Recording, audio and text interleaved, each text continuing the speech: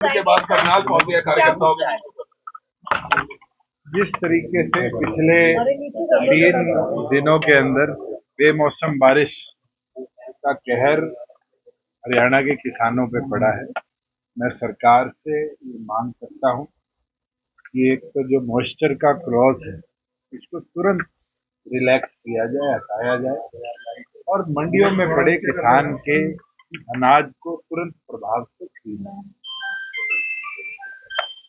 और दूसरी ओर अब तक जो फ्लड लाइक सिचुएशन थे, 18 लाख एकड़ जमीन क्षतिपूर्ति के माध्यम से किसानों ने रजिस्टर कराई, उसका मुआवजा रिलीज ना करना फेलियर दिखाता है मुख्यमंत्री का कि कितने गंभीर मुख्यमंत्री किसानों के प्रति है। आज किसान ने बारिश से दोहरी मार झेली है, एक ओर पर एक्सेसिव रेनफॉल का, फ्लडिंग का, और दूसरी ओर पर बेमौसम बारिश का। और तो और आज मैं कुरुक्षेत्र की मंडी में गया, जहां बारिश की तो मार झेली एक किसान ने आकर बताया 2200 से ऊपर एमएसपी है और हमें मजबूर किया जा रहा है कि 1800 के भाव पे अपनी जीरी को हम बेचने का।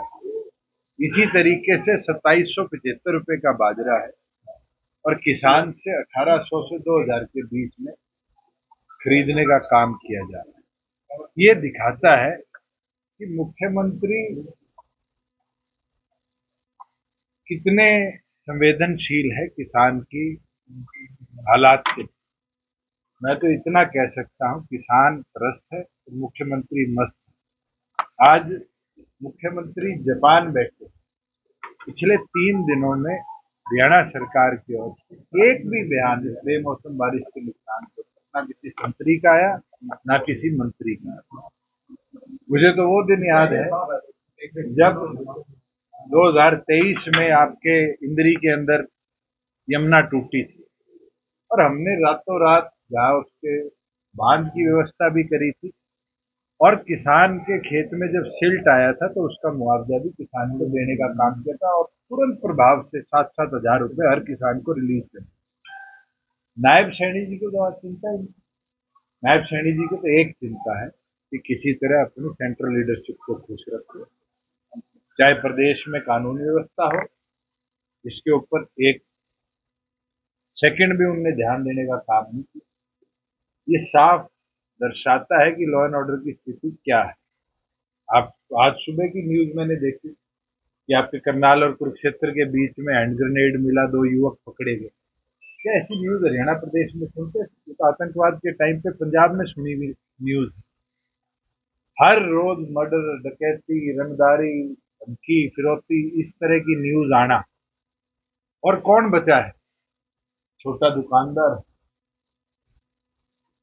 आज डॉक्टर हो, आज कोई कॉन्ट्रैक्टर हो, पॉलिटिशियन हो, ऐसा कोई वर्ग आज हरियाणा प्रदेश में नहीं है जिसको अव्यवस्था कानूनी झेलनी पड़ रही।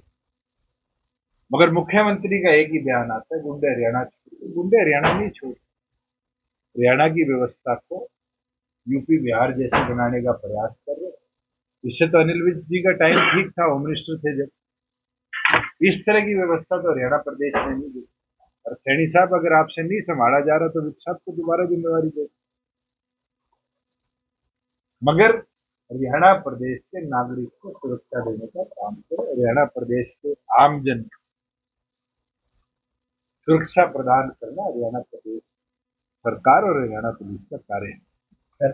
एक वर्ग को तो सुरक्षा दे दी, जिसको देख के मुझे सबसे बड़ी आपत्ति और हैरानी हुई कि हरियाणा प्रदेश के शराब ठेकेदारों के ठेकों के आगे 2-2 कमांडो बैठा। आज से पहले तो हमने कभी नहीं सुना था कि उनको भी सुरक्षा की जरूरत पड़ती। आज उनके आगे तो जरूर इन्हें 2-2 कमांडो बैठा रहे। आम नागरिकों को सुरक्षा देने की जब बात आती है पूरी तौर पर। भाई पूरन कुमार ने आत्महत्या की है आईपीएस अधिकारी से, इस पूरे मामले को आपकी बहुत मेहनती अधिकारी, जब मैं मेंबर ऑफ पार्लियामेंट था तो इशार भी रहे और उनकी वाइफ मेरे साथ कई महकमों में डायरेक्टर। इस तरह की घटना होना बहुत निंदनीय है और मैं मानता हूँ एक बहुत बड़ा सेटबैक है।